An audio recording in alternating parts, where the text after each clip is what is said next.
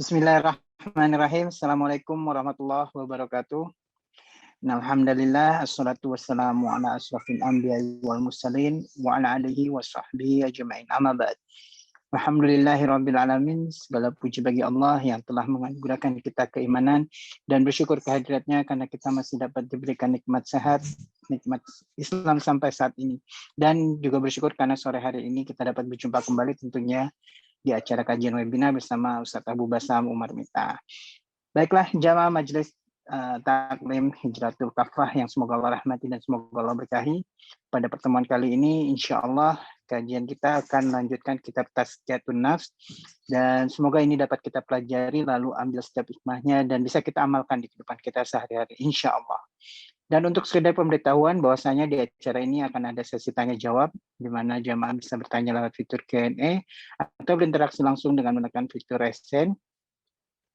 Dan setelah kami panggil dapat klik unmute myself. Mohon juga untuk menggunakan nama asli di akun Zoom. Kemudian bagi yang baru bergabung mohon dicek kembali jaringan internet, sound dan lain-lain demi kelancaran acara kita pada sore hari ini. Dan alangkah baiknya sebelum kita memulai kajian kita, marilah kita bersama-sama membaca basmalah Bismillahirrahmanirrahim. Dan untuk mempersingkat waktu, maka saya serahkan acara ini ke narasumber kita, Ustadz Abu Basam Umar Mita. Tafadhol Ustadz.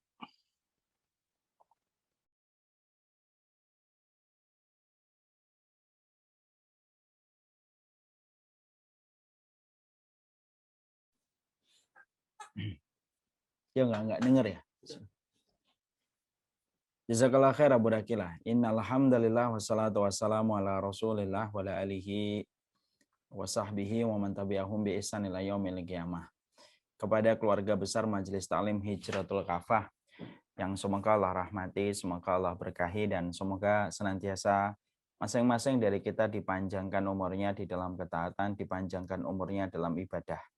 Dan semoga senantiasa kita dijauhkan dari fitnah yang nampak dan tidak nampak dan diberikan petunjuk sesuai dengan petunjuknya para nabi, petunjuknya para rasul, sebagaimana kita diberikan petunjuk para kekasihnya Allah dari para syuhada dan siddiqin dan orang-orang yang sholih.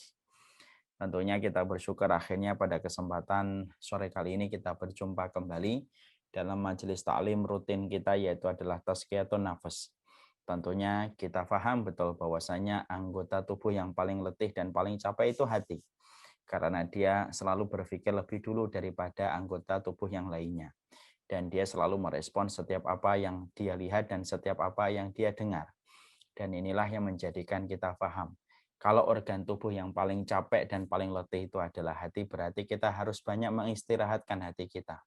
Dan tidak ada tempat mengistirahatkan hati kita ketika hati ini letih, ketika hati ini lelah dengan berbagai macam problematika yang dia dengar dan dia lihat. Inilah yang menjadikan kita bersyukur. Kita diberikan kesempatan untuk mempelajari materi Tazkiyatun Nafs, sebuah materi yang sejatinya materi yang sangat kita butuhkan untuk mengelola bagaimana hati kita, mengelola jiwa kita, supaya kita betul-betul mendapatkan keridhaan dari Allah ketika kita mampu mengelola hati kita dan jiwa kita. Bukan bahagia, inilah yang menjadikan kita bersyukur setiap waktunya. Semoga kita senantiasa diberikan oleh Allah kecintaan kepada ilmu dan kita senantiasa diberikan oleh Allah kondisi yang tidak pernah merasa cukup dengan ilmu. Salah satu sifat orang yang beriman itu innal mu'mina la yashba' min khairin yasma'uhu hatta yakuna muntahahu al-jannah. Orang yang beriman itu adalah mereka yang tidak pernah kenyang mendengarkan kebaikan sampai betul-betul langkah kakinya menuju kepada surga. Semoga kita senantiasa diberikan ilmu dan tidak pernah merasa cukup dengan ilmu. Dengan seluruh panduan ilmu itulah yang menjadikan kita akan mendapatkan cahaya dan penerangan dalam kehidupan kita. Kita pada kesempatan hari ini akan meneruskan kajian Tazkiyatun Nafs. Tentunya ini merupakan materi yang penting. Sebelum kita mengarahkan kajian kita pada materi ini, tentunya saya ingin menyampaikan mukaddimah. Tentunya sering nggak kita mendapatkan pertanyaan begini, Ustadz, kenapa banyak orang yang sholat, kenapa banyak orang yang puasa, tapi dia frustasi dan depresi. Padahal setiap waktunya dia sudah melaksanakan sholat dan setiap waktunya dia sudah melaksanakan berbagai macam ibadah-ibadah yang kelihatan kasat mata, ibadahnya itu secara kuantitas begitu banyak. Tapi di saat dia beribadah secara kuantitas, dia merasakan frustasi dan depresi. Di situ akhirnya dijawab oleh para ulama. Salah satu di antara sebab kenapa banyak orang yang melaksanakan sholat, banyak orang yang melaksanakan puasa dan amalan ketaatan secara penampakan mata, tapi kenapa mereka masih stres dan mereka masih depresi? Karena disitulah kita paham, yang melakukan ibadahnya itu hanyalah tangan dan kakinya, tetapi hatinya, tetapi jiwanya tidak pernah diatur dan tidak pernah dikondisikan sebagaimana yang diinginkan oleh Allah dan Rasul-Nya. Berapa banyak orang yang sholat tetapi hatinya di luar sholat. Berapa banyak orang yang puasa tetapi jiwanya berpikir pada sesuatu yang dimurkai oleh Allah. Walaupun lambungnya, perutnya menahan diri dari makanan. Tapi dia tidak bisa mengontrol pikirannya pergi kemana-mana. Berapa banyak orang yang sedekah tetapi pikirannya begitu dibenci oleh Allah ketika dia melakukan sesuatu yang tidak sesuai dengan apa yang diridhai oleh Allah. Karena berapa banyak orang yang mereka menjadi walinya Allah ketika dilihat pada amal dohirnya, tetapi dia menjadi walinya syaitan ketika pada kondisi pikiran hatinya. Nah, inilah yang menjadikan banyaknya orang yang mereka rajin ibadah secara kuantitas, tetapi ujungnya adalah frustasi dan depresi. Karena dia tidak menghadirkan hatinya ketika dia hidup pada saat melakukan rangkaian ibadah dia kepada Allah. Padahal menghadirkan hati itu penting. Makanya semua perkara dalam kehidupan ibadah kita itu selalu salah satu di antara syaratnya dalam ibadah itu istihdarul qalbi. Itu menghadirkan hati kita. Karena ketika ibadah tidak dihadirkan hatinya, kita betul-betul tidak berkesadaran dengan apa yang kita lakukan dan bagaimana kita mengontrol hati kita, mengontrol pikiran kita, supaya pikiran kita dan hati kita sesuai dengan petunjuk dan arahan yang diberikan oleh Allah. Nah, inilah yang menjadikan kita akhirnya mendapati banyak problematika dalam hidup ketika yang beribadah itu hanyalah anggota badan. Tetapi hati kita dan jiwa kita serta pikiran kita tidak mendapatkan keridhaan dari Allah ketika tidak kita sadari apa yang harus kita hadirkan pada hati dan jiwa kita. Nah, inilah yang menjadikan kita akhirnya mengerti hidup berkesadaran itu penting. Dimulai pada kondisi hati kita. Karena kita mengetahui bahwasanya hidup berkesadaran itu penting dan Allah itu selalu melihat hati itu menjadi spotlight yang Allah lihat dan Allah jadikan menjadi perhatian dan fokusnya Allah ketika melihat manusia itu dilihat pada kondisi hatinya. Inilah yang menjadikan kita akhirnya paham kenapa kita mempelajari materi tazkiyatun nafas. Karena materi ini akan memberikan sajian kepada kita, sebuah ilmu, supaya kita bisa memberikan makna keridhaan pada hati dan pikiran kita, supaya yang beribadah kepada Allah itu bukan hanya anggota fisik kita, hati pun beribadah kepada apa yang Allah fikirkan. Supaya betul-betul kita menghadirkan hati itu dalam setiap rangkaian apa yang kita sampaikan, apa yang kita lakukan itu harus menyertakan hati kita, bahwasanya kita tahu apa yang kita lakukan mengarah kemana. Nah, itulah yang menjadikan kita paham.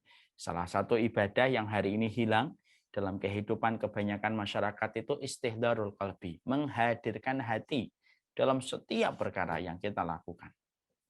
Inilah yang menjadikan kehidupan kita tenang selama kita menyertakan hati untuk selalu sadar dengan apa yang kita perbuat dan bukan hanya menjadikan kehidupan kita itu rutinitas dan autopilot semata yang dilakukan tanpa makna dan tanpa kehadiran hati di balik setiap tindakan dan setiap perkataan kita.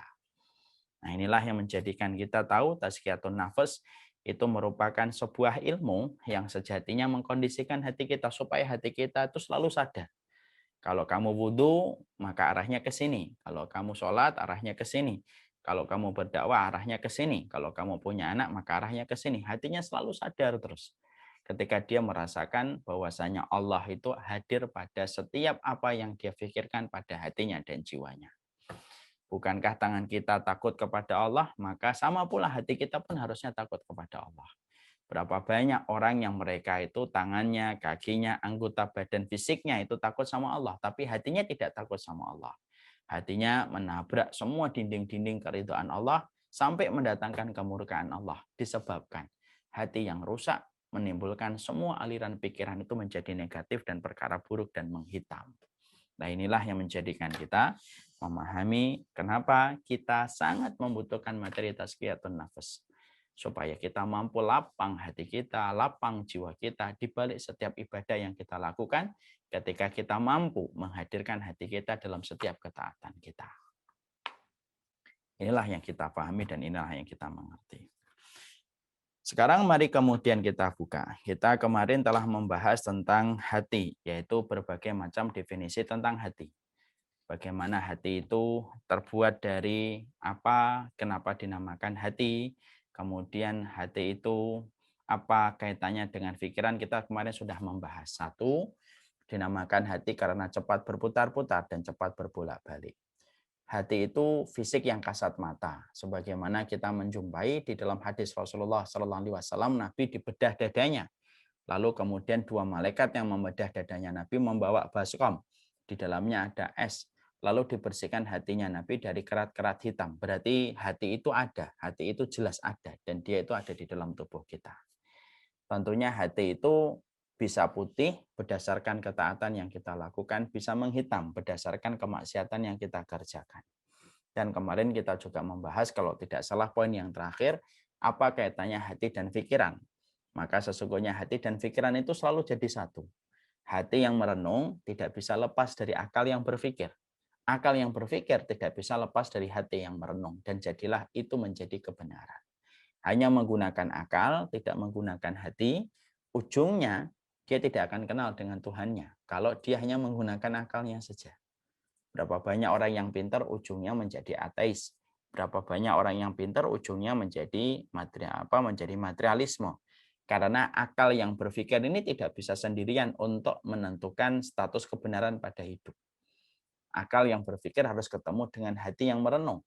Hati yang merenung ketemu dengan akal yang berpikir, disitulah ada kebenaran. Hati yang merenung doang tetapi tidak bisa akal, tidak bisa memahami message dan pesan dari setiap syariat yang Allah turunkan.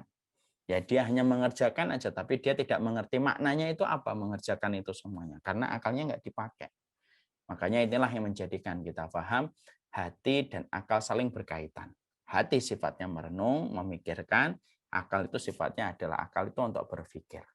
Kalau itu sudah digunakan pada sisi-sisi yang tepat, disitulah ditentukan status-status kebenaran dalam kehidupan kita. Ini sudah kita bahas. Sekarang mari kita bahas, yaitu persoalan masalah hati. Setelah kita membahas tentang masalah itu, tentunya kita akan membahas bagaimana macam-macam hati ini. Tentunya kita juga mengerti pada pembahasan kita yang terakhir, hati itu adalah raja dari seluruh anggota tubuh kita. Jadi semuanya ditentukan kepada hati kita. Makanya Rasulullah menyampaikan dalam hadis ala inna fil jasadi mudghah fa in saluhat saluhat al jasadu kullaha saluhal jasadu kullaha fa in fasadat fasadal jasadu kullaha illa wahya al qalbu. Makanya Rasulullah Shallallahu alaihi wasallam menyampaikan di dalam salah satu riwayat yang sahih, di dalam tubuh manusia itu ada sekerat daging. Kalau ini benar, maka anggota yang lainnya menjadi benar. Kalau ini bermasalah, dia rusak, seluruh anggota tubuh lainnya itu akan menjadi rusak. Makanya semuanya itu selalu bermula pada hati. Orang yang berzina itu bermula pada hatinya yang tidak merenung. Ketika rusak, kemaluannya menjadi rusak. Orang yang menghujat mulanya dari hati. Dia berpikir kalau dirinya lebih baik, maka dia hujat.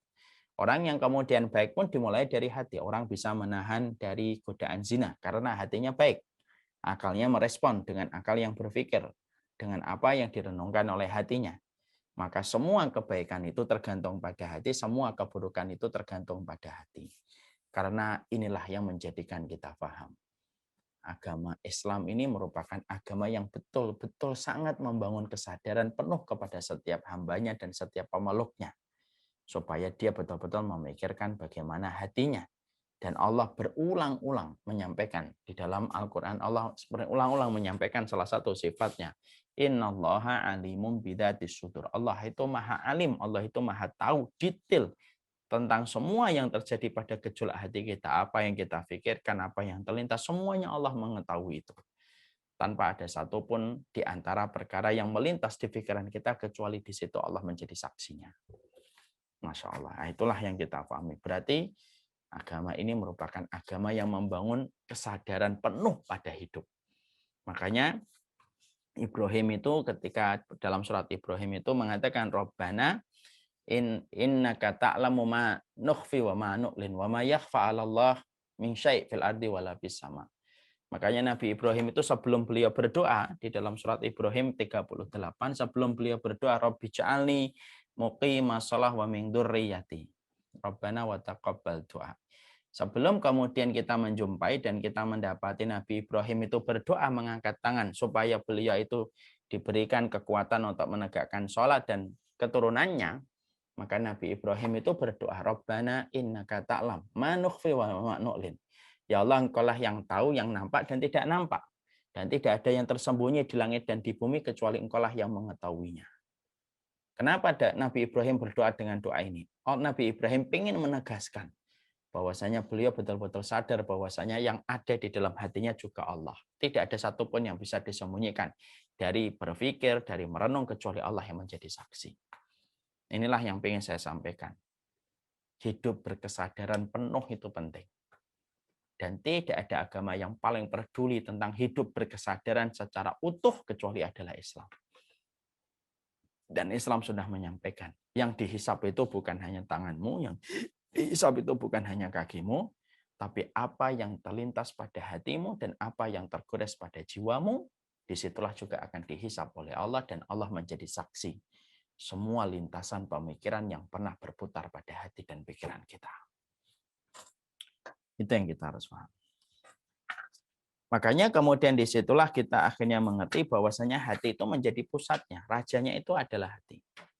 Makanya ketika orang itu ingin makanya kemudian letak kebahagiaan itu letaknya pada hati. Sebagaimana letak berbagai macam kesengsaraan, berbagai macam pressure dan tekanan hidup itu terletak pada hati. Dan itulah yang menjadikan Nabi mengatakan, sesungguhnya hati kalau dia baik berakibat impact-nya itu semuanya jadi baik. Kalau hatinya sudah buruk, semua yang dilakukan itu menjadi buruk. Dan itu yang kita paham. Sekarang kita membuka halaman 26.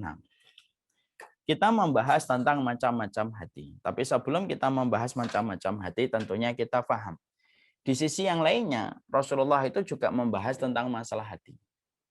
Kita bahas hadis yang lain, nanti setelah kita selesai pembahasan ini, baru kita melanjutkan macam-macam hati yang ditulis di dalam buku ini terbagi menjadi 3. Kita ulangi dulu.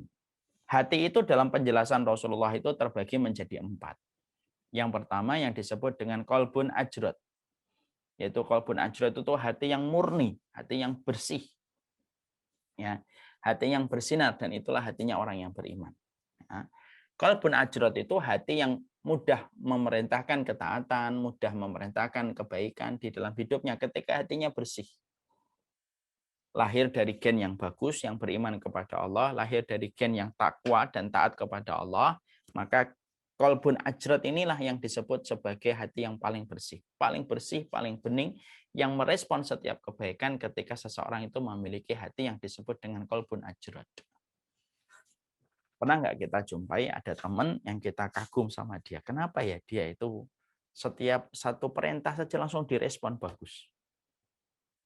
Langsung dia melakukan amalan ini, amalan itu, amalan ini. Beda dengan mungkin fulan, mungkin dengan filan, mungkin beda dengan kita. Kok kita susah ya? Itu tergantung sama hati.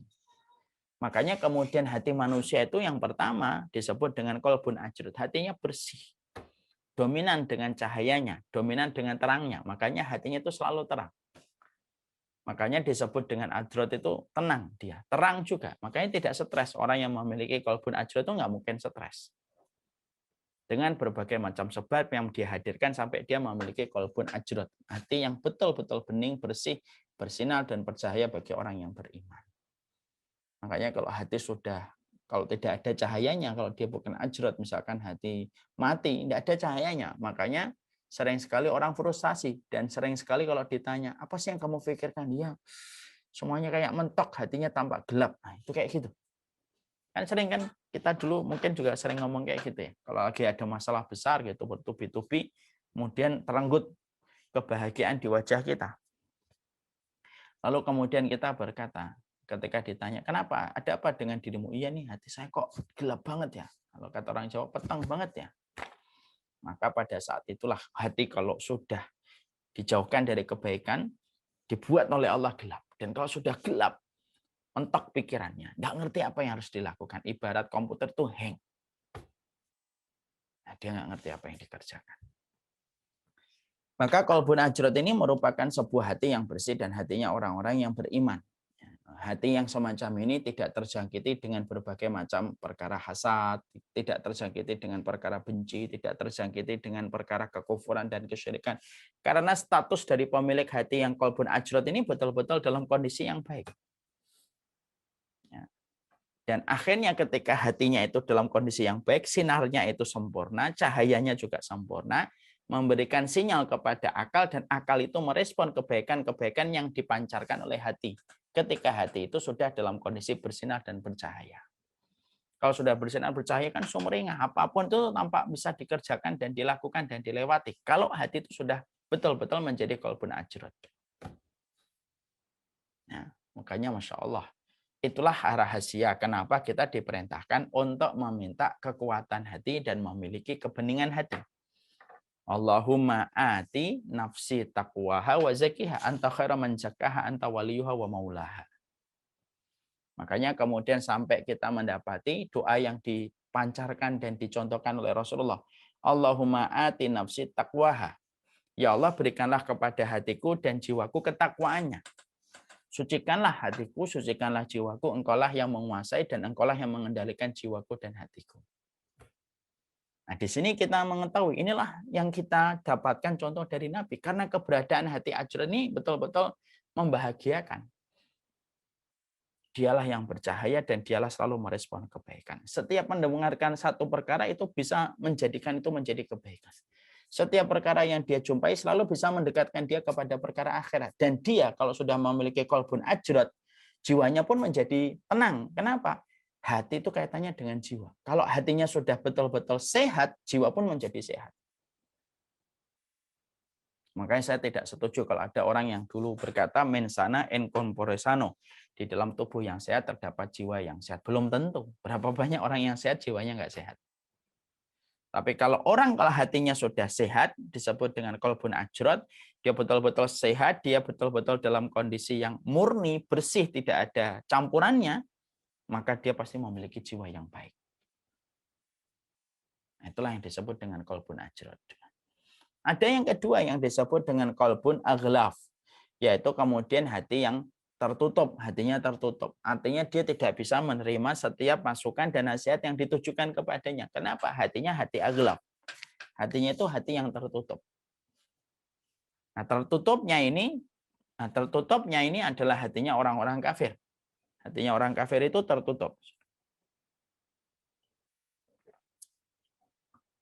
Hatinya orang kafir itu tertutup, terkunci dia, tergembok. Ya, makanya itulah yang dimaksudkan kalla barrana ala qulubihim ma kanu yaksibun. Hati mereka itu ada tutupnya mereka itu. Maka itulah yang hatinya orang kafir. Nah, tentunya hati orang kafir ini ketika tertutup, terkunci, tersegel, itu beda-beda kekuatan dari penutup dan segelnya. Ada yang kuat banget, ada yang tidak. Ada yang ketika diketok dikit dia kemudian terbuka. Makanya kita diperintahkan untuk bermuamalah dengan muamalah yang terbaik. Kita ini diperintahkan untuk bermuamalah dengan muamalah terbaik sama orang-orang yang belum beriman ketika dia masih kafir. Kenapa?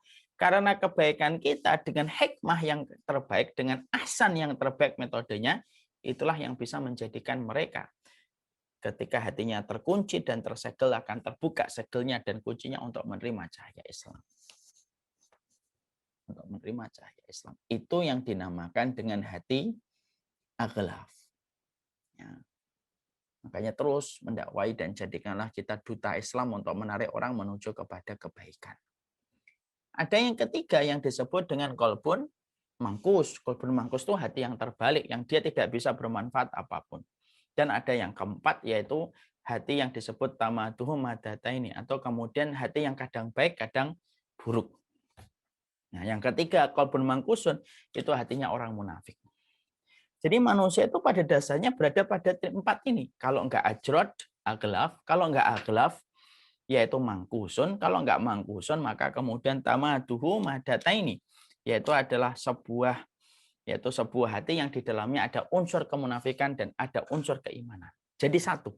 Kadang baik, kadang beriman, kadang munafik tanpa sadar, kemudian dia beriman. Itu hati yang terbuat dari dua konten. Ada konten keimanan dan kemunafikan.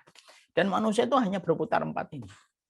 Kalau hatimu bukan akhlaf, ya ajrot. Kalau enggak ajrot, maka kemudian mangkusun. Kalau enggak mangkusun, maka terbuat dari dua komponen keimanan dan kemunafikan. Nah, ini kenapa kita harus menyesuaikan hadis dari Hudzaifah Ibnu Yaman kepada hati kita? Karena kita harus meraba, kita harus tahu posisi hati kita itu sifatnya kayak apa. Bahaya kalau kita tidak pandai mendiagnosa hati kita itu di mana. Akhirnya apa? Kita tidak ngerti apa yang harus kita lakukan ketika tidak paham. Maaf ya. Gini, sekarang aja, maaf. Manusia itu kan secara psikologi terbagi menjadi 4 dengan berbagai dari disiplin ilmu psikologi. Ada yang namanya koleris. Ada yang namanya sanguin, plekmatis, melankolis. Ini kalau orang tahu sifatnya dia, akhirnya dia bisa mengetahui tentang kadar dan sifat dan pembawanya dan karakternya dan apa yang harus diperbaiki. Kalau dia koleris, oh berarti orangnya keras. Kalau dia melankolis, orangnya sensitif. Kalau sanguin tuh orangnya cenderung cenderung bergembira. Kalau melankolis kemudian cenderung atau sanguin, kemudian plekmatis, dia orangnya cenderung damai. Ini semuanya harus paham sifat-sifat ini. Kita kalau sudah ngerti kayak gini, akhirnya kita bisa memaklumi kalau kita sudah bicara sama orang, kalau kita tahu karakternya. Oh, orang koleris.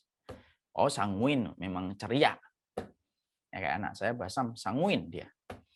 Nah, itu kita bisa ngelihat. Akhirnya kemudian orang yang ngerti sifatnya dia di mana, dia bisa menata bagaimana sifatnya, dia mengetahui kelebihan dia di mana, sebagaimana dia mengetahui kekurangannya apa. Supaya ada evaluasi dan recovery atas kekurangan-kekurangan itu setelah dia mengerti dia itu sifatnya ada di mana. Ya. Nah, mungkin kalian semua yang di sini juga harus paham, kalian sanguin atau koleris. Koleris atau plekmatis. Plekmatis atau melankolis itu kalau kita jawab akhirnya kita tahu bagaimana memposisikan karakter kita. Itu analogi. Kalaulah kemudian kita ternyata dalam kondisi yang semacam ini ternyata kita paham bahwasanya kita ini harus tahu karakter kita, maka sama dengan hati. Hati kita itu harus paham di mana kita. Apakah hatimu aghlaf, ataukah kemudian amu ajrod, atau jangan-jangan mangkus, atau jangan-jangan tamadu madata ini. Atau kemudian kita ini dua hatinya. Kadang ada kemunafikan, kadang ada keimanan. Kita ini harus paham. Kalau kemudian kita sudah memahami hati kita ada di mana, oh hati kita di ajrod, nah, berarti ya saya tuh gampang banget terima nasihat. Kalau setiap dapat nasihat itu langsung saya respon. Mungkin ajrod, tinggal dijaga supaya jangan sampai terperosok kepada kerusakan ketika mungkin sombong, ditiupkan dan dibisikkan oleh setan dan lain sebagainya. Oh, hati saya itu terbuat dari kemunafikan dan keimanan. Kadang saya itu gini, kadang saya itu baik. Oh, hati saya mangkus. Nah, ini bahaya. Kalau hati mangkus berarti munafik. Oh, hati saya kemudian adalah akhlak, misalkan hatinya orang kafir. Nah, dengan mengetahui itu, akhirnya kita enak ngeliatin orang. Oh, kenapa orang kalau benci syariat itu susah dikasih tahu ya? Oh, akhirnya kita apa? Oh, memang mangkus kok. Mau diapain? Kan jadinya enak kita. Walaupun kita mendakwai, oh orang ini kalau sudah ngomongin syariat itu benci banget, dia celah banget syariat itu. Dia celah banget kekufuran itu. Dia benci banget perkataan Allah itu. Dan dia memilih-milih ajaran Allah yang sesuai dengan seleranya saja. Kalau dikasih nasihat orang yang semacam ini susah, oh kita ngomong. Oh kemungkinan dia punya hati mangkusun, hati yang terbalik. Yang mana kalau sudah terbalik susah diberikan apapun. Minuman apapun tidak akan bisa diterima sama gelas yang terbalik. Itu yang kita harus paham.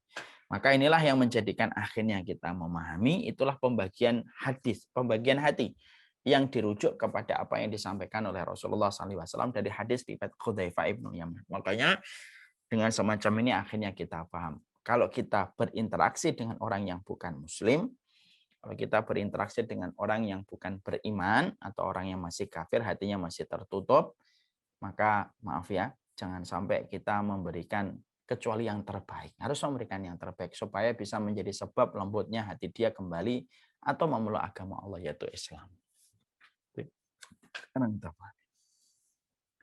Sekarang kemudian kita mengerti.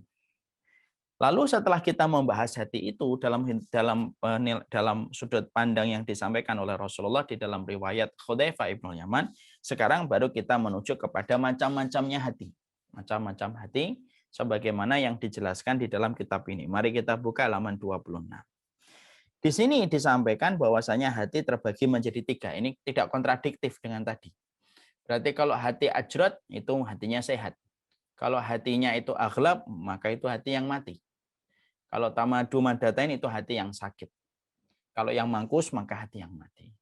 Jadi pembagian 4 tadi itu tidak bertentangan dengan apa yang kita baca pada perkataan ketika hati terbagi menjadi 3.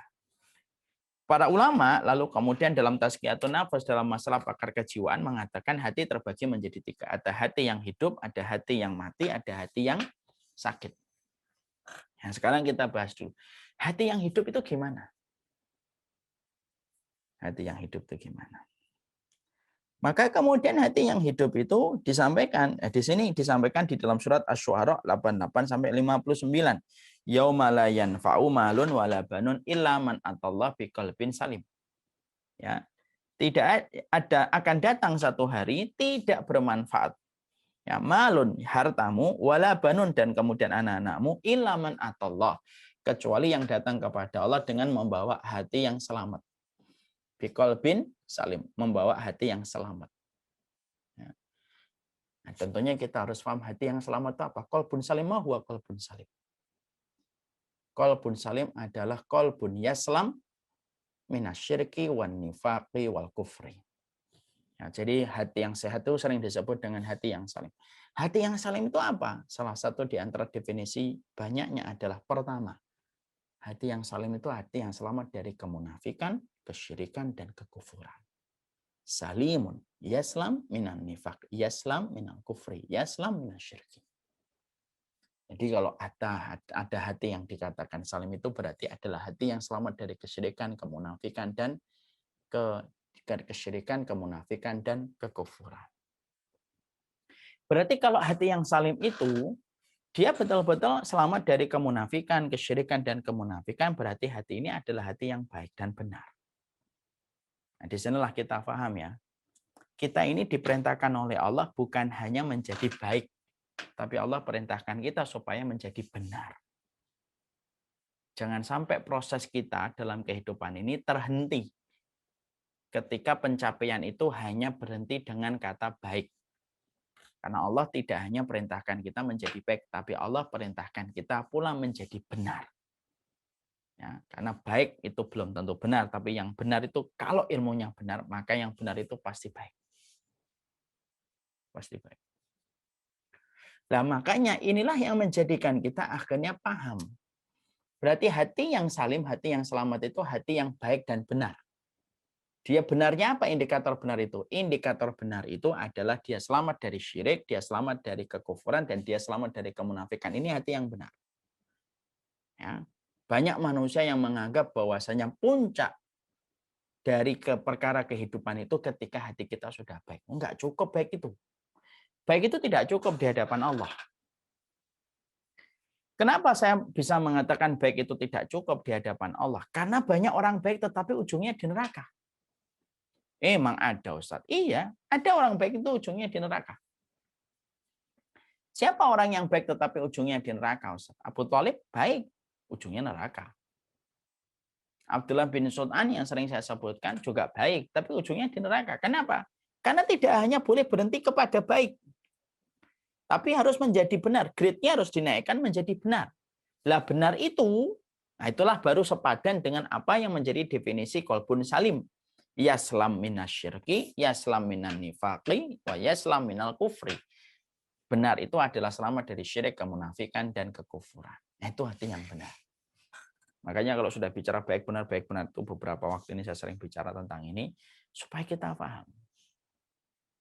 Makanya kita harus paham ya, agama Allah itu agama yang benar dan baik. Bukan hanya baik tapi dia benar. Makanya kalau sering ada orang ngomong, enggak lah, semua agama itu baik. Betul, saya setuju. Saya sangat setuju kalau agama itu semuanya baik. Tapi kalau yang ditingkatkan pernyataannya bahwasanya agama yang baik dan benar cuma satu, yaitu adalah Islam. Kenapa? Islam itu benar.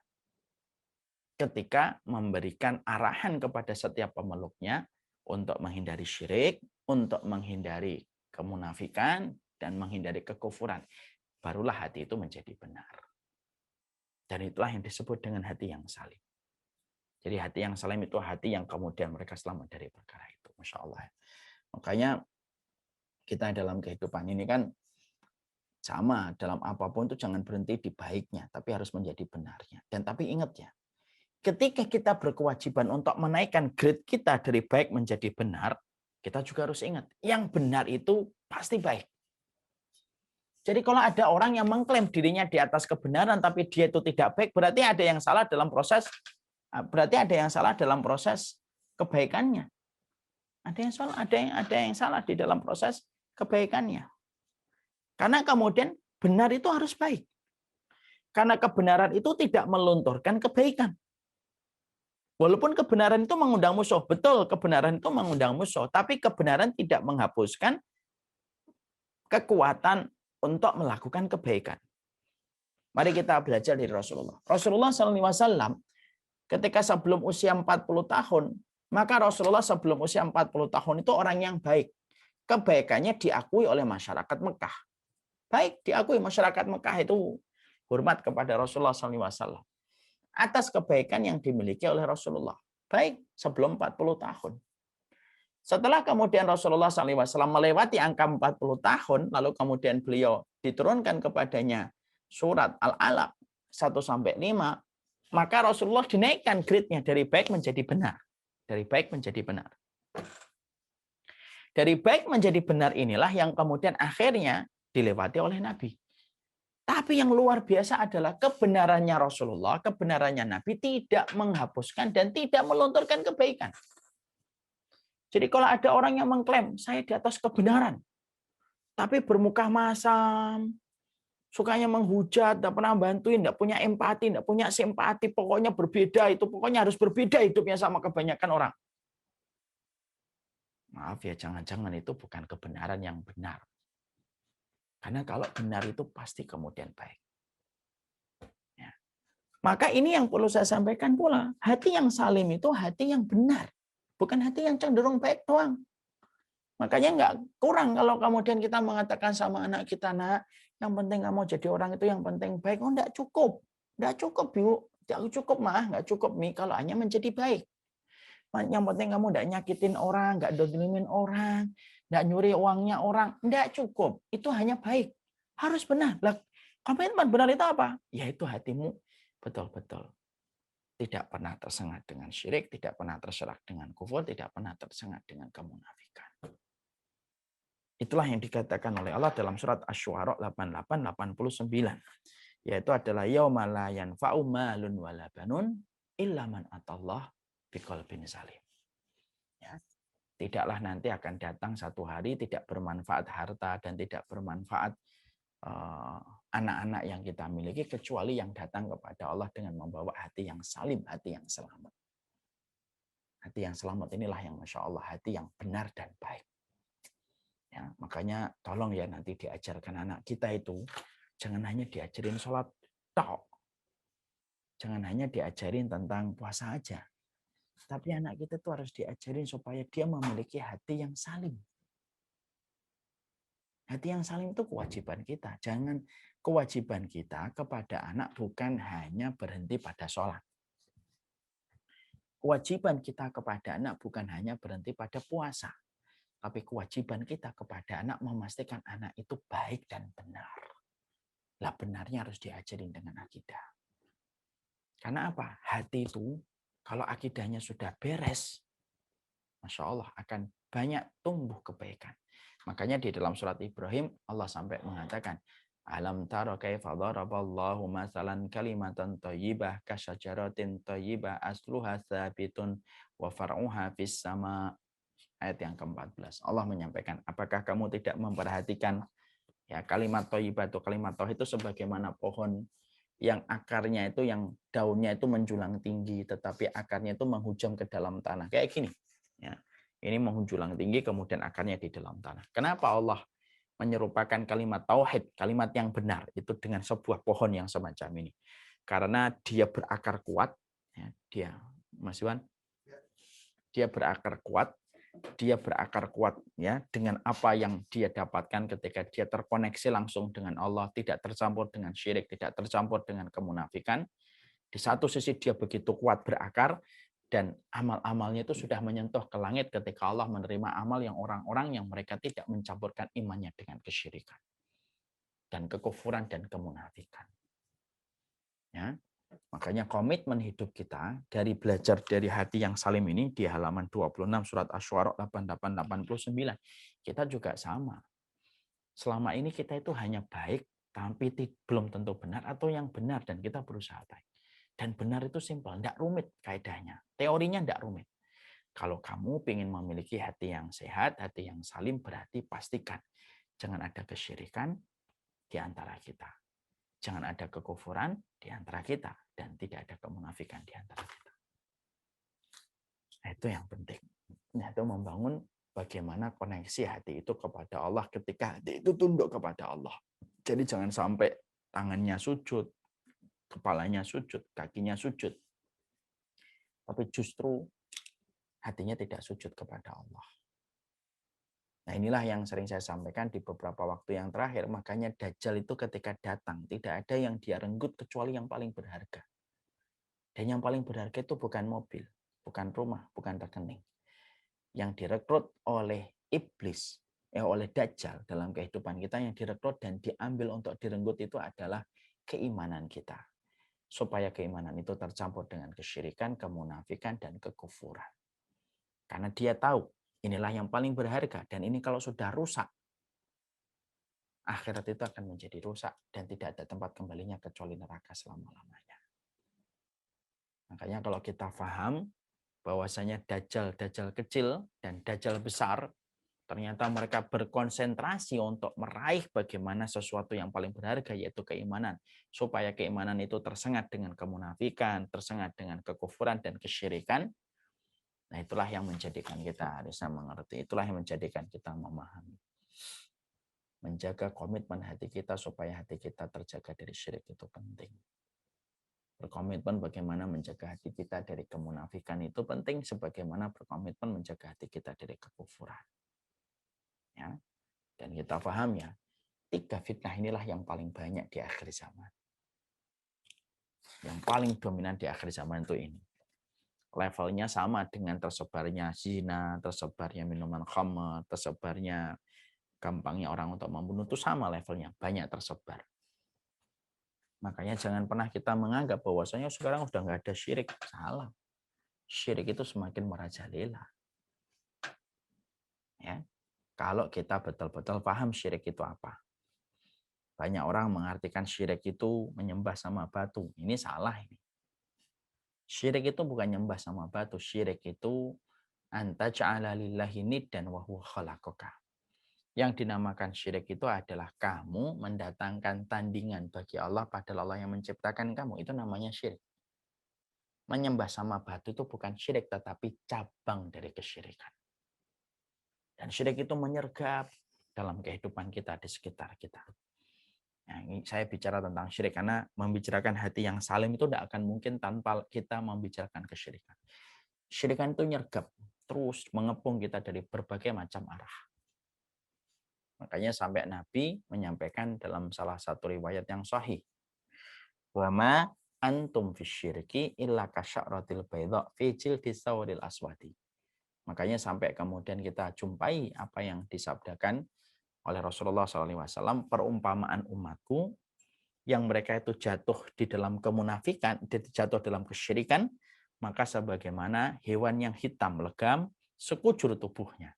Ada garis melintang putih, dan garis yang melintang putih menggambarkan umatku yang selamat dari kesyirikan. Sebagaimana melintang garis putih sedikit dibandingkan dominasi warna hitam yang ada pada kambing tersebut. Itu kan sebuah perkara yang sangat ngeri sekali. Nah, itulah yang menjadikan kita mengerti. Itulah kesyirikan. Dia ngepung kita dari berbagai macam sisi. Makanya saya kan selalu menyampaikan di banyak kesempatan ya, syirik itu bukan hanya satu, syirik itu 4. Ada syirik yang pertama, syirik niat. Niat di dalam hatinya secara hidup terus-menerus itu bukan karena Allah. Bisa jadi karena pujian, bisa jadi karena duniawi, materi, terus saja menghiasi dan mendominasi pikirannya. Ini terjatuh dalam syirik niat. Yang kedua ada syirik ta'ah. Dia mentaati makhluk lebih besar daripada ketaatan dia kepada Allah. Bahkan dia berikan ketakziman full kepada setiap apapun yang datang dari makhluk, walaupun itu berseberangan dengan perkataannya Allah. Ini namanya syirik dalam ta'at. Ada yang ketiga, syirik dalam cinta. Syirik dalam cinta itu sadar atau tidak sadar, dan kebanyakan orang tidak sadar. Dia mencintai apapun dan siapapun, kadarnya itu sama dengan mencintai Allah, atau terkadang kadar cintanya kepada manusia itu lebih besar daripada kadar cintanya dia kepada Allah. Ini kan sudah mendatangkan tandingan. Makanya maaf ya, istri kita, anak kita, jangan sampai menjadi Tuhan-Tuhan tandingan di dalam hati kita ketika mencintai mereka, mengalahkan kecintaan kita kepada Allah. Dan ini berat. Irisannya itu tipis betul. Irisannya itu tipis betul. Tapi inilah kenyataan yang terjadi. Ada orang mengaku dia muslim atau mengaku dia beriman, tetapi ternyata dia memberikan kecintaannya kepada istrinya dan kepada anaknya jauh lebih besar daripada komitmen cintanya kepada Allah Subhanahu wa taala. Kemudian ada yang keempat, yaitu adalah syirik di dalam masalah doa. Yaitu dia kalau berdoa kepada Allah, tapi dia berdoa pula kepada selain Allah. Yang sama, dia menggunakan lafaz doa itu, cara doa itu sebagaimana dia berdoa kepada Allah. Nah, ini juga berbahaya. Nah, inilah yang menjadikan kita memahami itu hati yang salim. Cek syiriknya, cek kekufurannya, cek kemunafikannya. Nah, ini kalau sudah selamat tuh Masya Allah ini. Inilah sejatinya pemenang kehidupan di akhirat dengan surga. Kalau orang tersebut sudah memiliki hati yang betul-betul menjadi hati yang salim. Kekufuran juga sama, kemunafikan juga sama. Hati-hati ini. Semuanya inilah yang bisa menyebabkan selamatnya hati kita. Jadi hatinya jadi bersih betul. Kalau mereka sudah selamat dari kesyirikan dan kemunafikan serta kemunafikan. Makanya kenapa hatinya para sahabat itu Masya Allah bersih-bersih. Karena mereka bertauhid kepada Allah dan mereka tidak. Dan mereka sangat berkomitmen untuk menjauhi kesyirikan. Mereka itu orang yang paling takut dengan syirik, mereka adalah orang yang paling takut dengan kufur, dan mereka adalah kaum yang paling takut dengan kemunafikan. Itulah para sahabat. Nah, makanya sampai dikatakan oleh Abdullah bin Mas'ud, kamu tidak pernah dapati satu hati manusia setelah hatinya Rasulullah, kecuali hati yang paling baik di antara seluruh manusia yang diciptakan oleh Allah semenjak Nabi Adam sampai orang yang terakhir kali nanti melihat matahari diterbitkan dari arah barat. Tidak pernah kamu jumpai orang sekelompok manusia yang paling bersih, akhlasuha qalban wa a'maquha ilman. Tidak pernah kamu jumpai orang yang paling bersih hatinya, paling dalam ilmunya, paling bening hati mereka kecuali hatinya para sahabat. Jadi para sahabat itu bukan hanya berhenti menjadi baik tapi benar. Makanya kalau orang sudah benar, dia akan benci kesyirikan, dia benci kemunafikan, dia benci kekufuran. Dia akan benci perkara itu karena dia tahu ini akan merusak kondisi hatinya dia. Makanya walaupun dia benci semua perkara dari kesyirikan, kemunafikan, maka pada dasarnya dia tetap baik. Dia bermuamalah dengan baik. Dia tetap bersikap dengan yang terbaik. Karena sekali lagi kebenaran itu tidak melunturkan kebaikan. Ini yang kita tahu. Itu yang disebut dengan hati yang salim. Kemudian disampaikan pula hati yang selamat juga atau hati yang salim itu setelah selamat dari kesyirikan, kemunafikan. Setelah dia itu selamat dari kemunafikan, dia selamat pula dari kesyirikan dan kekufuran. Hati itu didefinisikan adalah hati yang terbebas dari setiap syahwat. Sebenarnya sih makna yang jelas itu bukan terbebas dari syahwat, tapi dia itu mampu menahan syahwatnya. Dia mampu menahan syahwat. Jadi hati yang salim itu hati yang mampu menahan syahwatnya. Syahwatnya tetap ada. Nggak bisa dikebiri. Syahwat itu kan nggak bisa. Ustadz, bisa nggak saya hidup tanpa ada syahwat? Nggak bisa. Kalau hidup kita tanpa syahwat, kita nggak makan. Kayak malaikat kan nggak makan. Disuguhi Nabi Ibrahim, dipotongkan seekor kambing atau seekor sapi ya. Kemudian ternyata para malaikatnya tidak menyentuh karena tidak punya syahwat. Kita nggak bisa punya anak kalau tidak punya syahwat. Syahwat itu ada.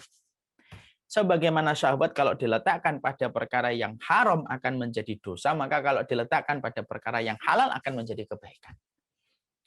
Makanya hati yang salim itu dia akan terus sadar betul bagaimana dia akan meletakkan hatinya, dia akan meletakkan pikirannya sesuai dengan perkara-perkara yang membebaskan dia dari perkara yang dosa. Syahwatnya itu diletakkan. Jadi syahwat itu tidak bisa dibunuh. Syahwat itu adalah diarahkan. Bisa saya membunuh syahwat? Tidak bisa, hanya bisa diarahkan. Makanya kemudian kalau ada orang berkata gini, apa itu? Jangan nikah karena syahwat. Jangan nikah karena nafsu. Loh, nikah itu merupakan bagian untuk melampiaskan nafsu dan syahwat pada tempat yang tepat. Karena syahwat itu ada, Ustaz, ada. Tapi kemudian tidak bisa dimatikan. Kapan syahwat itu akan hilang, Ustaz? Kalau kita mati, kalau belum mati ya syahwat tidak bisa. Makanya di sini disampaikan hati yang selamat itu, hati yang salim itu, hati yang mereka itu menempatkan syahwat itu pada tempat-tempatnya. Kayak Rasulullah punya syahwat, makanya Rasulullah nikah. Ya. Tidak bisa dibunuh. Makanya ketika ada 3 pemuda yang bersumpah bahwasanya mereka berkata, saya akan puasa terus tanpa berbuka. Saya akan sholat terus tanpa saya tidur. Dan saya akan kemudian tidak menikah. Ini kan mereka mencoba untuk meninggalkan syahwat. Makan bagian dari nafsu. Kemudian tidur bagian dari keinginan nafsu juga kan. Kemudian beristri jelas bagian dari nafsu. Mereka ingin menghilangkan itu. Tapi lihat Rasulullah. Nabi kemudian menjawab. Saya adalah orang yang paling bertakwa daripada kalian. Saya adalah orang yang paling takut kepada Allah. Tapi saya puasa, tetapi saya berbuka. Saya juga menikah dan saya juga tidur. Maka disitulah kita paham. Hati yang salim itu tidak membunuh nafsu, tapi mengarahkan nafsu pada tempat yang tepat. Kenapa? Syahwat itu kalau diletakkan pada tempat yang tepat, maka berbuah menjadi kebaikan. Makanya kalau hatinya orang salim itu, dia menyadari ada nafsu. Makanya ada orang kalau misalkan dia nolak dosa misalkan. Ayo ini lihat, nggak mau. Allah mau nafik lo, padahal hatinya mau. Loh, kalau masalah ditanya hati, namanya syahwat tetap ada. Tapi orang yang beriman itu mengarahkannya, diletakkan pada tempat yang tepat. Itu. Jadi nafsu kapan hilang? Tepat ketika mati tidak ada nafsu. Nggak ada nafsu. Orang mati itu nggak pengen kemudian nafsu itu nggak ada sudah. Ketika dia sudah meninggal dunia. Nanti baru ada lagi kapan syahwat ini, Ustaz? Yaitu diletakkan lagi ketika nanti berada di surga. Nanti Allah berikan kembali nafsu untuk makan, yaitu syahwatnya untuk kemudian berhubungan dengan istri. Makanya kan kekuatan seorang penduduk surga kalau sudah mencampuri istrinya kan Masya Allah 100 kali lipat daripada orang yang paling kuat di muka bumi ini. Itu semuanya ada. Nah, berarti kemudian nafsu itu bukan sesuatu yang negatif. Sesuatu yang sifatnya netral. Tergantung di mana diletakkannya. Makan itu bisa menjadi sesuatu yang negatif. Kalau makannya tidak peduli halal, tidak peduli haram, lalu dia tidak peduli bagaimana mendapatkannya, itu menjadi nafsu yang tercela, madmum, dia tercela. Tapi kalau diletakkan pada posisi yang benar menjadi kebaikan. Lah, hati yang salim itu merupakan sebuah mesin hati yang mana dia itu bisa memberikan arahan kepada hati supaya hati itu mengarahkan nafsu, mengarahkan syahwat di tempat yang tepat. Dan dia tahu kapan harus on, kapan harus off. Itu mereka tahu. Itu pemilik hati yang salim itu. Bukan nggak punya nafsu, punya syahwat dia. Tapi dia tahu meletakkannya dan dia tahu kapan harus on, kapan harus off. Itu pemenang, ya itulah yang disebut dengan pemilik hati yang salim. Saya kemudian kayak kemudian Yusuf. Yusuf itu sebenarnya ketika digoda oleh istri sang raja, sebenarnya juga punya rasa gitu. Tapi Nabi Yusuf itu off. Dia tahu kapan meng-off-kan itu. Karena dia tahu ujung ini akan menjadi sebuah dosa. Kayak kita pernah mendapati ada namanya Abu Bakar Al-Miski, salah satu kita mendapati ada salah satu ulama besar yang namanya Abu Bakar Al-Miskin digoda sama perempuan. Kemudian perempuan itu sudah kemudian perempuan itu sudah naruh Abu Bakar di dalam sebuah ruangan. Lalu dia siap untuk untuk dicampuri oleh Abu Bakar. Karena saking ketampanan Abu Bakar itu. Saking tampannya Abu Bakar itu. Tapi Masya Allah Abu Bakar itu kemudian tahu kapan on, kapan off untuk meletakkan syahwatnya itu. Nah, itulah yang dinamakan pemilik hati yang salim. Kayak misalkan Sa'id bin Abi Waqqas. Sa'id bin Abi Waqqas itu tetap manusia biasa, makan atau tidak makan, makan dia. Tapi Masya Allah dia bisa mengatur kapan syahwatnya itu. Makanya kemudian sampai kita dapati Sa'id bin Abi Waqqas itu berkata, saya tidak pernah memasukkan satu makanan apapun kecuali saya pastikan dia itu halal. Dari mana asalnya, bagaimana beredarnya, dan sampai kepada diriku. Aku pastikan itu kalau semuanya halal baru aku masukkan ke dalam mulutku. Ini namanya adalah hati yang salim itu apa? Dia mengkondisikan syahwatnya. Dan mengkondisikan syahwat itu ada dua. Meletakkan di tempat yang benar. Dan yang kedua, dia tahu kapan hidup, kapan harus mati, kapan off, kan off. Nah, itu pemilik hati yang salim. Rasulullah punya syahwat. Bukankah beliau mencampuri istri-istrinya? Bahkan juga mencampuri Ibunda Aisyah. Bahkan ketika Ibunda Aisyah dalam kondisi berhalangan juga pernah dicampuri, tetapi bukan di tempatnya, tetapi di tempat yang lainnya yang diperbolehkan. Karena kita boleh berbuat apa saja sama istri kita. Walaupun istri kita itu berhalangan selama yang dilakukan bukan nikah, bukan bercampur, dan bukan jima. Ini menunjukkan syahwat, tapi diletakkan pada posisi yang benar. Posisi yang dengan syahwat itu mendapatkan kemuliaan. Makanya syahwat itu kalau diletakkan pada posisi yang benar, oleh pemilik hati yang salim, kalau hatinya sudah bersih dia, sampai berhubungan suami istri pun akan menjadi sebuah pahala. Wa fi bud'i ahadikum shadaqatan. Bahkan kalian kalau melampiaskan syahwatnya pun menjadi sedekah. Sampai kemudian para sahabat-sahabat yang fakir ini bertanya sama Nabi, "Ya Rasulullah, apakah kami mendatangi istri kami dan melampiaskan syahwat kami itu kemudian mendapatkan sedekah?" "Ya." "Kok bisa ya Rasulullah?" Perhatikan jawaban Nabi. "Bukankah kalian kalau meletakkan syahwat itu pada perkara haram akan menjadi dosa besar?" "Iya ya Rasulullah." "Sebagaimana diletakkan pada perkara haram menjadi dosa besar, maka diletakkan pada perkara halal, maka dia menjadi sebuah pahala yang besar." Jadi kalau kita ingin tahu hati yang salim, ngerti kapan harus diambil, kapan tidak. Syahwat itu diletakkan di posisi yang mana, kapan on, kapan harus off-kan dulu. Nah, itulah yang disebut dengan hati yang salim dari definisi yang kedua. Jadi hati yang salim yang pertama selamat dari kesyirikan, kemunafikan, dan kekufuran.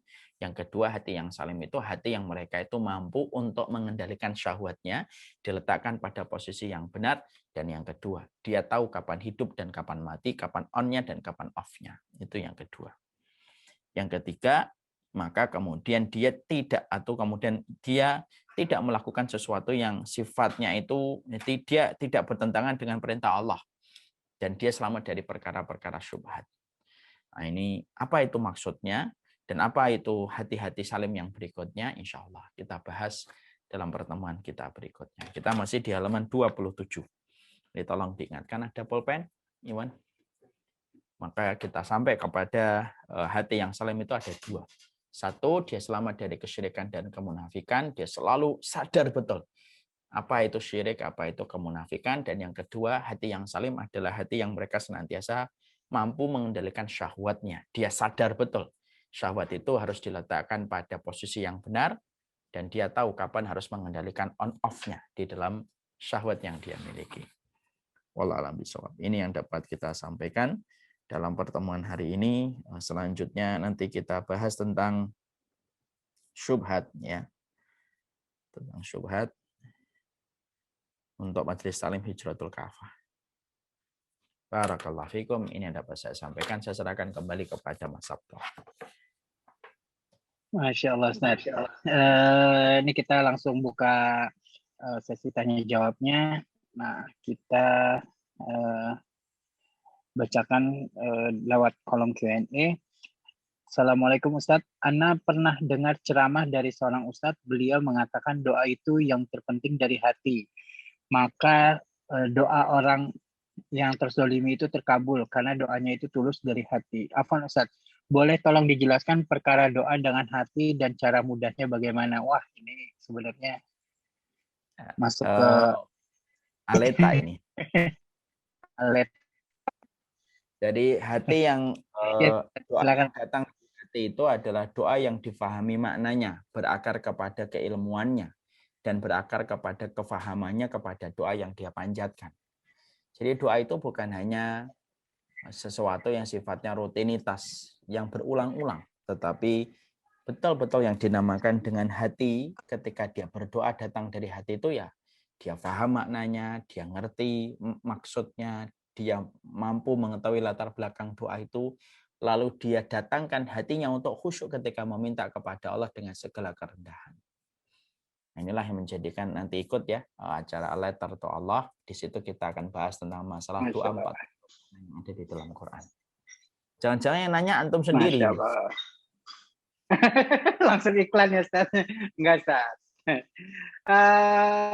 Yang kedua, saya sudah berusaha ikhlas dan qanaah dalam menghadapi kezoliman seseorang, tetapi ternyata dia malah tidak berhenti dalam menzolimi saya. Kadang saya malah jadi frustasi, Ustaz. Bagaimana menyikapi hal ini? Gimana, Akhi? Saya sudah berusaha ikhlas dan qanaah dalam menghadapi kezoliman seseorang, tapi ternyata dia malah tidak berhenti dalam menzolimi saya. Kadang akhirnya saya menjadi frustasi, Ustaz. Jadi bagaimana menyikapi hal ini? Membalas kezaliman ada 3. 1, membalasnya dengan setimpal, tidak boleh berlebihan. Yang kedua, memaafkannya, tetapi tidak bisa berbuat baik kembali. Yang ketiga, memaafkannya, kemudian tetap berbuat baik seakan-akan tidak pernah terjadi kezaliman itu. Ya. Kalau memang pengen balas saja doa. Kalau memang tidak kuat, saya didolimi itu sudah. Kalau memang daripada kamu jadi stres malah jadi penyakit, udah doain aja balik. Ya Allah, kemudian saya tidak terima atas apa yang dia lakukan. Balaslah sesuai dengan apa yang dia berikan kepadaku yang setimpal dan sesuai dengan apa yang dia berikan. Apa-apa itu. Itu diperbolehkan dalam syariat. Saat bin Abi Waqqas difitnah, kemudian didoakan orang yang memfitnahnya. Ya Allah, kalau orang memfitnah saya ini betul-betul niatnya salah, timpakan dengan 3. Panjangkan umurnya, miskinkan terus, dan kasih fitnah sebelum mati. Dan 3-tiganya dikabulkan sama Allah. Orang yang memfitnah Sa'ad bin Abi Waqqas, umurnya panjang, miskin terus, dan kena fitnah sampai mati. Hati-hati sama dolim. Hati-hati dolimin saya. Hati-hati dolimin antum. Hati-hati dolimin Sabtu. Hati-hati dolimin setiap orang. Apalagi orang yang ngaji masih dolimin orang aja, komen aja sukanya. Seakan-akan semuanya itu sudah jadi seorang rasul kalau sudah komen. Dan tidak sadar mendolimi banyak orang.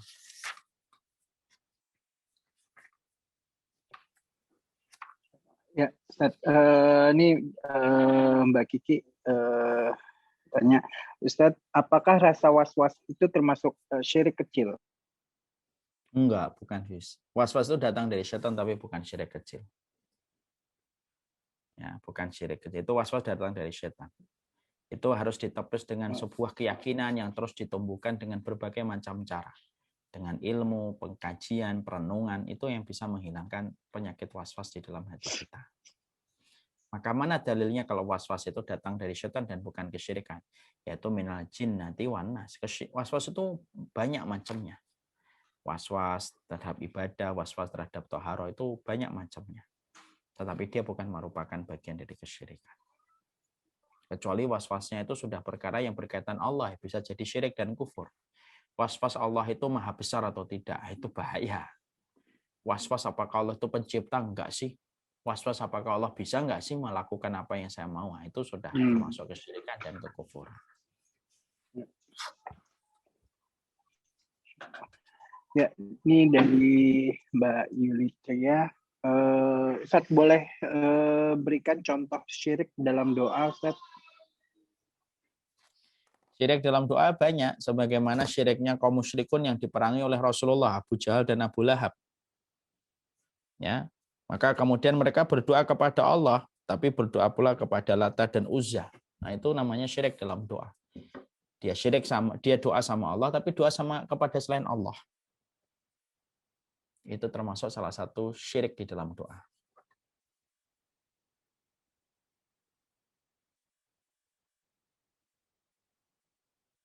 Ya, Ustaz.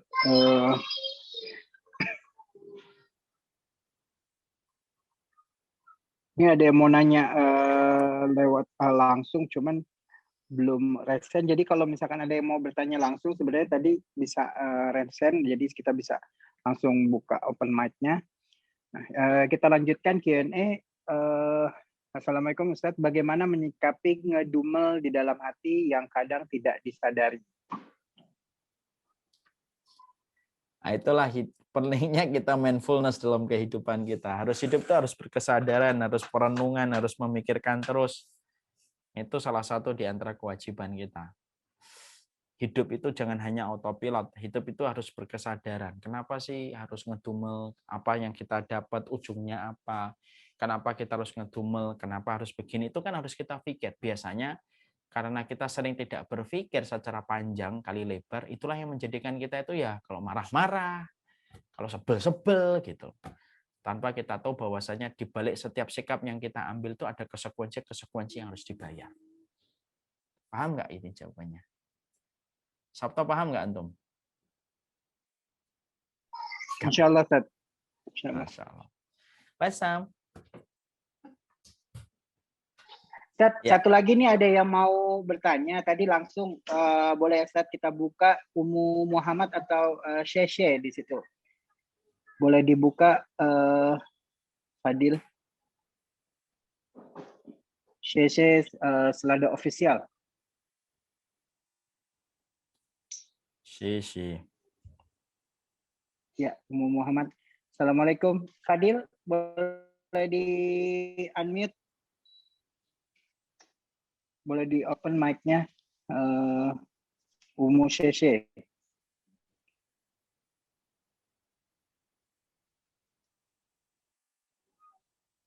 Ada Fadil, Ustadz? Nggak ada, Fadil. Ya, Mas Iwan. Dibuka, suruh buka, ada yang mau nanya. Sheshe namanya. Dibuka Q&A. Ya. Bukan ini. Dibuka Dia mau nanya. open mic-nya, unmute. Langsung. Unmute.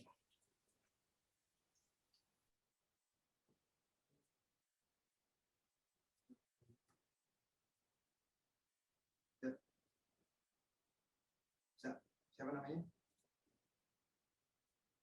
Sheshe. Namanya apa, Mas?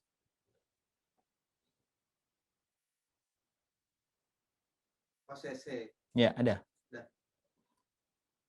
Sisi. Sisi. Sisi Selada Official.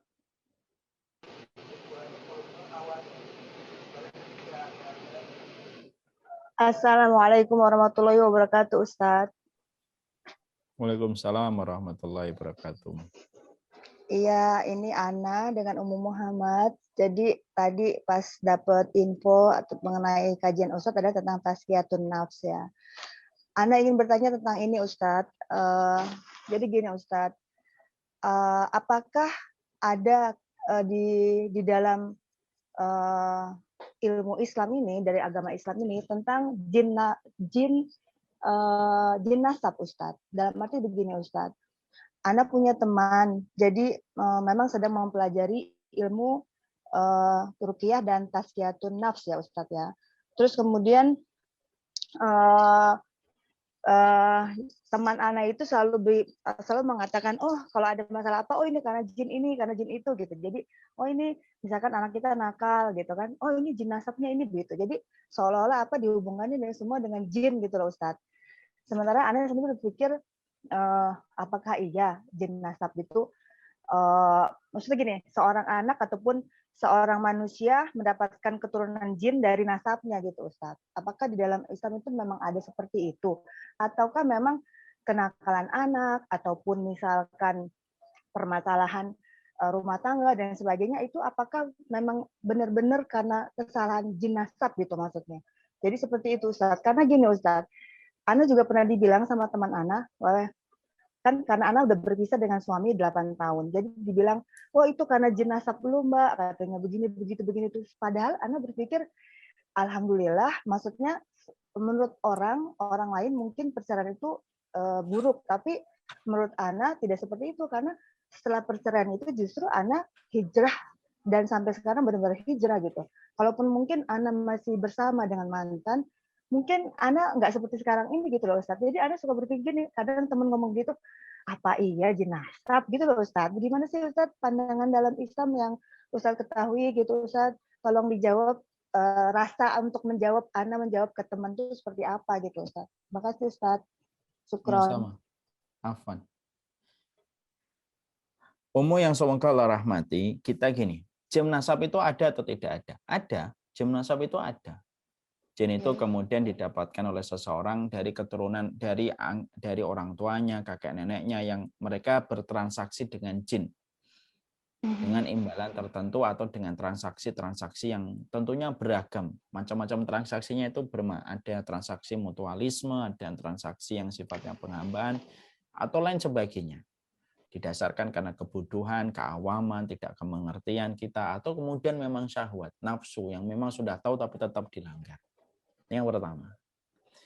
Tetapi kemudian akhirnya menyadarkan bahwasanya semua kesalahan yang dilakukan manusia kepada jin ini juga tidak tepat.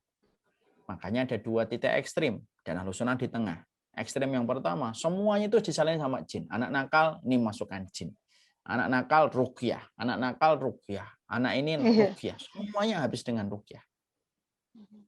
Ini ekstrim nih. Padahal kemudian ada peranan syahwat, ada peranan kebutuhan, ada peran yaitu nafsu, ada peran setan yang membisikkan di hati. Itu juga ada perannya. Tidak semuanya itu kemudian melalui jin. Itu ada yang pertama ekstrim. Jadi semuanya jin. Ada ini gini, nah ini harus diruqyahin. Ada begini harus diruqyahin. Ada begini harus diruqyahin. Ini ada. Ada yang kedua itu menolak sama sekali tentang jin. Enggak ada sama sekali jin. Enggak ada jin nasab, enggak ada jin ini, enggak ada ini, enggak mungkin ini kamu manusia kalah sama jin. Bla bla bla bla bla bla. Islam itu di tengah, Ahlus Sunnah itu di tengah. Ada enggak orang yang bercerai gara-gara jin? Ada. Di dalam surat Al-Baqarah 102, ma yufarriquna bihi bainal mar'i wa zawji. Mampu memisahkan antara laki-laki dan perempuan itu jin. Ada enggak penyakit yang ditimbulkan dari jin? Ada. Tapi kemudian tidak semuanya masalah dan problem yang kita miliki dalam hidup itu gara-gara jin. Nah, itulah yang menjadikan kita tentunya harus berkonsultasi. Nah, apakah ini jin ataukah tidak? Ya sama orang yang memiliki ilmu dan pengalaman dalam bidang itu. Jadi tidak gampang-gampang. Contohnya sama Ustaz Muhammad Faizan, ini kan paham beliau tentang masalah ini. Harus ditanyakan apakah semua ini jin gitu. Beliau menjawab, enggak, semua itu pasti jin. Semua itu bisa jadi karena memang kita punya nafsu, kita punya kebutuhan. Dan itu yang kita harus paham. Wallah alam bisa dipahami, Umu? Iya, Ustadz. Syukran, Ustadz. Makasih. Afan, jazakallah khair. Jazakallah khair. Ini yang terakhir kali ya, Ustadz ya? Yuk.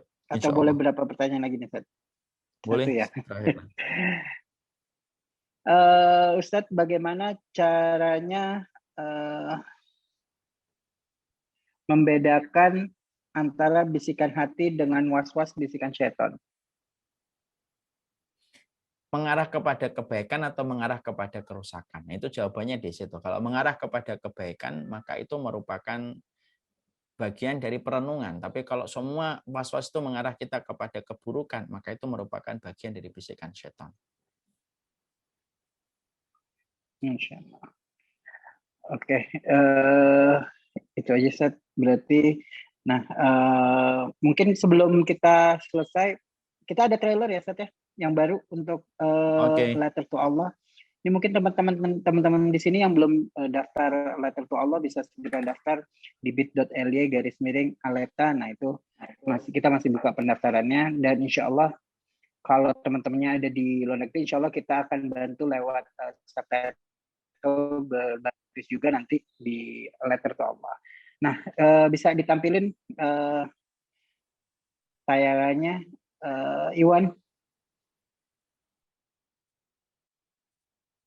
Karena doa yang nyaring dan dikabulkan di sisi Allah adalah doa yang bermakna. Berikut peraturan kelas Aleta. Ya, bisa kita simak. Yang pertama, pujilah Allah. Cari mukalah Allah, dan mencari mukanya Allah itu dengan menyebutkan namanya, sifatnya yang sempurna. Seorang penulis besar di dalam bidang sejarah menceritakan kisah pertemuan 4 pemuda istimewa. Pemuda pertama bernama Abdullah. Sejatinya khusyuk itu tidak hanya dibutuhkan pada apa yang kita lakukan pada sholat kita dan sujud kita, tetapi sesungguhnya khusyuk itu diperlukan pula di dalam setiap untayan doa kita kepada Allah Subhanahu wa Ta'ala. Ikuti Syamila Series Classroom, sensasi menyelami doa 40 Robbana di dalam Al-Quran.